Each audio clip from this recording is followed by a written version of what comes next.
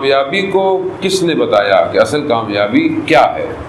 تو وہ ہمیں کہیں اور سے نظر نہیں آتی، وہ ہمیں مولا متقیان امام علی ابن ابی طالب علیہ السلام،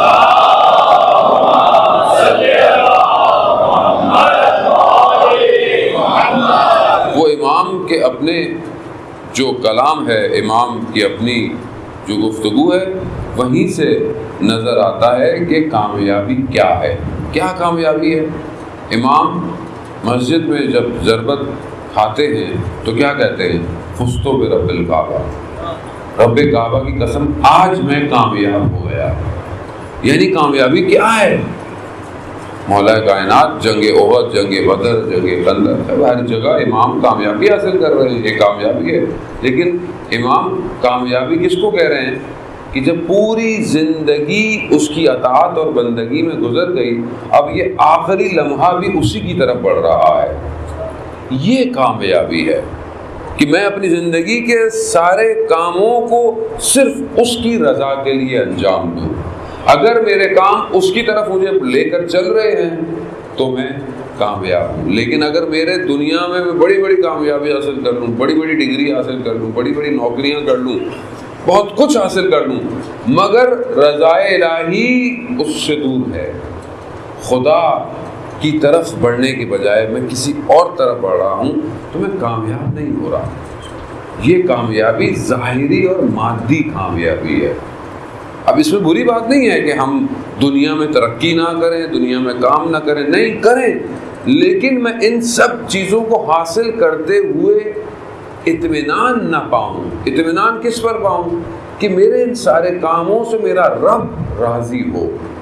اگر تو میں دیکھ رہا ہوں کہ میں بہت اچھا ڈاکٹر بن رہا ہوں، میں بہت اچھا انجینئر بن رہا ہوں، میں بہت اچھی پڑھائی کر رہا ہوں، میرا رزلٹ بہت اچھا آ رہا ہے، میں کام اچھا کر رہا ہوں، میں سب، لیکن یہ ساری کامیابی کہ میں بہت اچھا بزنس ہے، میں بہت اچھی نوکری کر رہا ہوں، میں کھا رہا ہوں، کما رہا ہوں، لیکن کیا یہ سارے معاملات کیا مجھے خدا کی عبادت سے غافل تو نہیں کر رہے کہیں؟ اگر تو میں کسی بھی حوالے سے غفلت میں ہوں تو پھر کوئی کامیابی نہیں ہے، بلکہ الٹا نقصان میں ہوں میں۔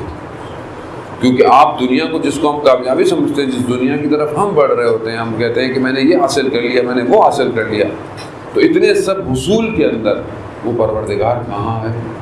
وہ رب کہاں ہے؟ آپ بولے میں اتنا مصروف ہوں، میرے پاس وقت نہیں ہے، میرے پاس ٹائم نہیں ہے، اس سارے اوقات میں خدا کہاں ہے؟ خدا کے لیے کام کہاں ہے؟ خدا کے لیے بڑھنا کہاں ہے؟ تو پھر یہ کامیابی نہیں ہے۔ آپ اسکائی اسکریپرز بنا لیں، اب آپ دنیا جس کو کامیابی سمجھتی ہے، میں بہت بڑا افسر بن جائے، کوئی بہت بڑا منسٹر بن جائے، کوئی پریزیڈنٹ بن جائے، لیکن یہ سب بننے کے باوجود غافل ہو اس کاموں سے کہ جو اللہ کی طرف لے کے جا رہے ہو، سارے دوسرے کام کر رہا ہو، تو آپ اس کو کامیاب سمجھتے ہیں؟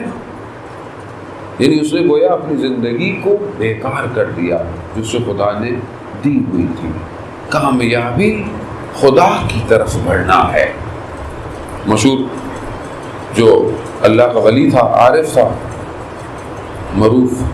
معروف بلخی خرقی کے نام سے مشہور تھا، اپنے بستر پر سویا ہوا ہے اور چھت پہ جو ہے وہ چلنے کی آوازیں آ رہی ہیں، مٹی بھی گری چھت سے، تو شاید میں نیند ہے کچھ، لیکن جب اس نے دو چار کروٹ لی، دیکھا مٹی جو ہے وہ گر رہی، تو اس نے کہا محسوس کیا کہ کوئی ہے، کہا کون ہے؟ تو آواز آئی کہ اونٹ ہو گئے ہیں، اونٹوں کو ڈھونڈ رہا۔ تو اس نے کہا اونٹ چھتوں میں تھوڑی ڈھونڈے جاتے ہیں، اونٹ تو بیابانوں میں ڈھونڈا جائے گا، دشت میں ڈھونڈا جائے گا، صحراؤں میں اونٹ ہوگا۔ تو آواز آئی تم بھی جس خدا کو ڈھونڈ رہے ہو وہ نرم بستروں پہ تو نہیں ملنے والا۔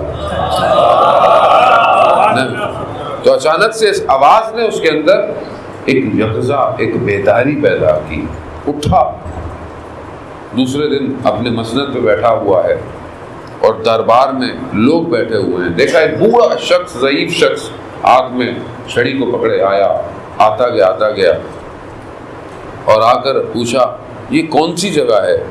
لوگ ہنسنے لگے، یہ دربار ہے۔ کہا یہ مسافر خانہ ہے، تو لوگ اور ہنسنے لگے، غصہ بھی ہونے لگے۔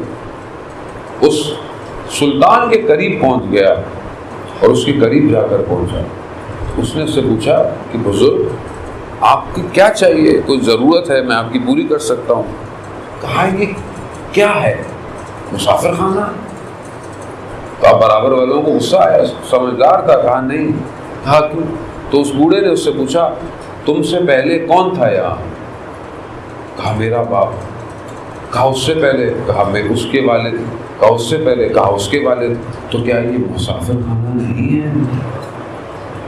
یہ مسافر خانہ ہے۔ اب یہ سوچنا تھا، یہ ایک اور آگ اس کے دل میں بھڑکی اور وہ شخص باہر چلا گیا، نکل گیا۔ یہ دوڑتا ہوا پیچھے پہنچا تو کہا کون ہے؟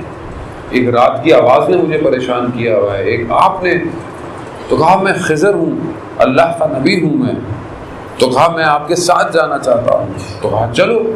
کہا ایک منٹ میں کچھ معاملات طے کر کر آؤں۔ کہہ رہا کچھ معاملات طے کرنے گئے تو پھر دیر ہو جائے گی۔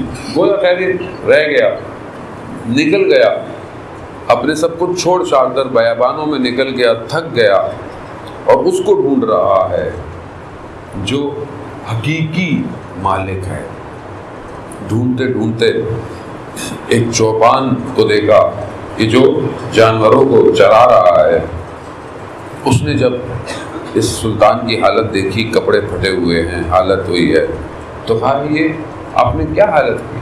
تو کہا اپنا لباس مجھے دے دو اور میرا لباس تم لے لو، میں یہی کروں گا۔ عزیزان محترم، ہم جس چیز کو کامیابی سمجھتے ہیں وہ اصل میں بعض اوقات سراب ہوتی ہے، دھوکہ۔ جیسے آپ روڈ پر چلتے ہیں اور دھوپ میں آپ کو سڑک کے اوپر ریفلیکشن نظر آتی ہے اور ہمیں دور سے وہ پانی نظر آتا ہے، جبکہ وہ پانی نہیں ہوتا، وہ سراب ہے۔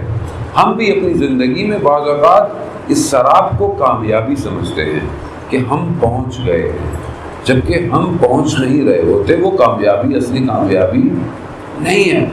اصل کامیابی یہ ہے کہ ہم کچھ بھی کرتے ہوں اور کسی بھی ایج کے دائرے کے اندر ہوں، باپ ہوں، بیٹا ہوں، خاتون ہوں، جو بھی ہے، لیکن اگر وہ اس خلقت کے ہدف کی طرف نہیں بڑھ رہا جس کے لیے پروردگار اسے کہتا ہے وَمَا خَلَقْتُ الْجِنَّ وَالْإِنسَ إِلَّا لِيَعْبُدُونِ، میں نے تمہیں سوائے بندگی کے کسی اور چیز کے لیے خلق نہیں کیا۔ اگر بندگی نہیں حاصل کر رہا تو کامیاب نہیں ہے۔ میں اپنی زندگی میں دیکھوں کیا میں بندگی کی طرف بڑھ رہا ہوں؟ چاہے میں کچھ بھی ہوں، کیا فرق پڑتا ہے؟ چاہے میں اسٹوڈنٹ ہوں، چاہے میں ٹیچر ہوں، ڈیزگنیشن، آکوپیشن، پروفیشن، کوئی فرق نہیں کرتے، جس مقام پر بھی ہو بندہ خدا نظر آنا چاہیے۔ کیوں؟ کیونکہ جو کائنات کے کیمرے ہیں وہ آپ کو آپ کے سٹیٹس سے نہیں پہچان رہے، وہ آپ کو آپ کے باطن کے وجود سے پہچان رہے ہیں۔ آپ کیا ہے؟ آپ کے باطن میں کیا ہے؟ آپ ظاہر میں بہت اچھے بنے ہیں، بڑے خوبصورت ہیں، بڑی آپ کے پاس کرسی ہے، لیکن اندر کیا ہے؟ اندر کا نظام کائنات دیکھ رہی ہے یہ اندر سے کیسا ہے، اور اسی اندر کی اصلاح کے لیے پروردگار نے اپنے انبیاء کو بھیجا، اپنے ائمہ کو بھیجا، ہادی کو بھیجا۔ اور اگر لوگوں نے ان کو نہیں پہچانا تو لوگ اپنے باطن کو صاف نہ کر پائے۔ ظاہر میں بڑے اچھے اچھے لوگ تھے، بڑے معتبر لوگ تھے، مگر امام حسین بلاتے رہ گئے، یہ نہیں آئے۔ کیوں نہیں آئے؟ کیونکہ ظاہر میں کچھ بھی تھے، باطن میں انسان نہیں تھے۔ یہی تھا امام حسین علیہ السلام نے کیا فرمایا اپنے خطبوں میں جب سامنے ان کو خطاب کرتے ہوئے کہ تمہیں میری باتیں سمجھ میں نہیں آئیں گی۔ کیوں نہیں آئیں گی؟ کیوں؟ کیونکہ تمہارے شکم کے اندر حرام لقمے بھرے ہوئے ہیں، یعنی گویا تم بندگی نہیں کر رہے۔ جب انسان اللہ کے احکامات کو بجا نہ لائے تو وہ بندہ نہیں ہے۔ بندہ کس کو کہتے ہیں؟ غلام، اوبیڈینس۔ کس کا اوبیڈینس ہے؟ کس کا غلام ہے؟ وہ جس کے احکامات پہ عمل کر رہا ہے، جس چیزوں پہ عمل کر رہا ہے، جو چیزیں حاکم ہیں، حکومت کرتی ہیں اس کی زندگی کے اوپر، وہ اسی طرح چل رہا ہے۔ گھر میں باپ حاکم ہوتا ہے، گھر کا نظام اگر باپ کے کہنے پر نہ چلے تو باپ کی کیا اہمیت ہے گھر میں؟ باپ کہتا ہے میری تو حکومت ہی نہیں ہے، میری کو بات ہی نہیں سنتا، ہر کوئی اپنی اپنی مرضی کر رہا ہے، تو وہ باپ ولی ہے، سرپرست ہے، تو اس کا مطلب ہے کہ ہر کوئی اپنے مرضی سے چل رہا ہے۔ اور اگر ہم بھی اپنی زندگیوں میں، تو گھر تو چھوٹی سی مثال ہے، ایک کمپنی ہو، کمپنی میں بہت سارے ڈپارٹمنٹ ہو، اس کے مختلف ہیڈز ہو، اور ہر کوئی اپنی مرضی کر رہا ہو، اپنے ہیڈ آف ڈپارٹمنٹ کی بات ہی نہیں سن رہا، اپنے مینیجر کی بات ہی نہیں سن رہا، تو کیا وہ نظام چل پائے گا؟ کیا وہ کمپنی چل پائے گی؟ نہیں چل پائے گی۔ بہت ہوا تنگ آ کے کمپنی اس کو کیا کرتی ہے؟ نکال دیتی ہے۔ کیوں؟ کیونکہ ہمارا کام ہی نہیں کر رہا، جس کام کے لیے ہم نے اسے رکھا ہے وہ کام ہی نہیں کر رہا، تو فائدہ کیا ہے اس کے؟ مگر خدا کتنا رحمان ہے، ہم کتنی غفلتیں کرتے ہیں، کتنی کوتاہیاں کرتے ہیں، کتنی نافرمانیاں کرتے ہیں، مگر وہ پھر بھی ہمیں اپنی بندگی سے باہر نہیں نکال رہا، نہیں نکال رہا۔ وہ پھر بھی کہہ رہا ہاں یہ میرا بندہ ہے، امید ابھی معافی مانگ لے گا، ابھی استغفار کر لے گا، ابھی پلٹ آئے گا، خدا سزا نہیں دے رہا۔ جدھر حق ہے ادھر مولا، جدھر حق ہے